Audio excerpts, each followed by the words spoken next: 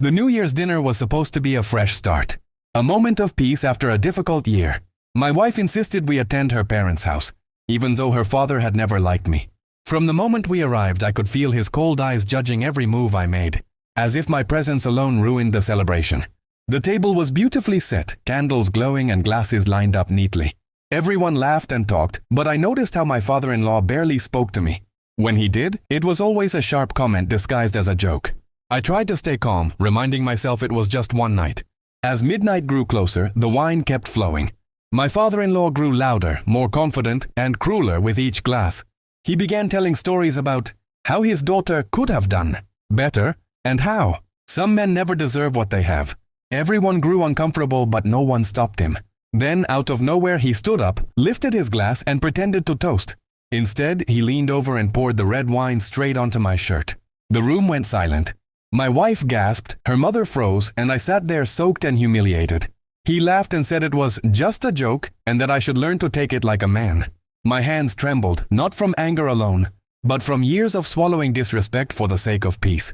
I looked at my wife, hoping she would say something, but she was too shocked to move. I quietly stood up and excused myself to the hallway. I didn't shout. I didn't threaten. I simply took out my phone and made one call.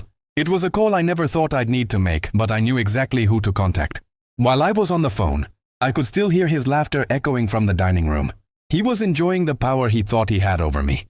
What he didn't know was that the person I had called knew him very well.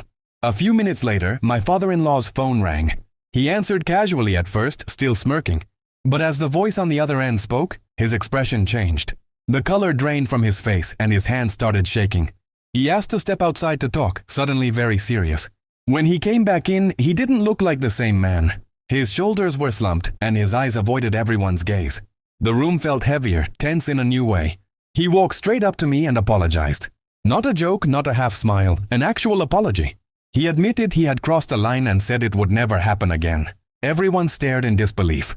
Later, my wife pulled me aside and asked who I had called. I told her the truth.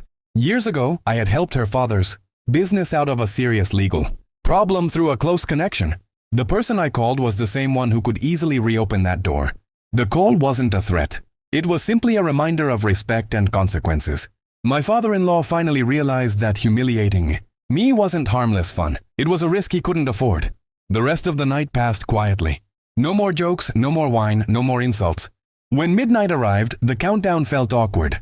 But I felt something I hadn't felt before in that house. Dignity. On the drive home, my wife held my hand and apologized for not standing up sooner. She said she finally understood how much I had endured. That night changed something between us. The wine stain eventually washed out. But the lesson didn't.